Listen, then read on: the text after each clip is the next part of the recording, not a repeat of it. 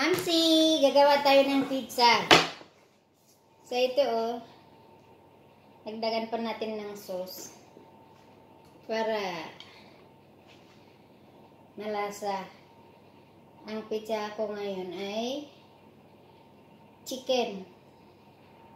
Ano? So tama na yan. Tapos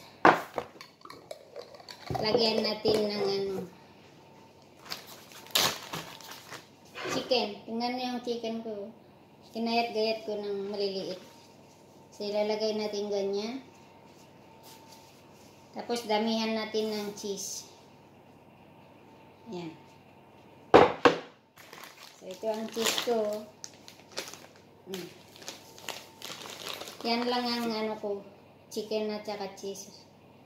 Kasi ayaw nila ayaw ng alaga ko na may na may mga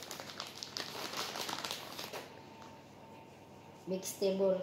So damihan natin ng cheese para masarap. So tingnan niyo.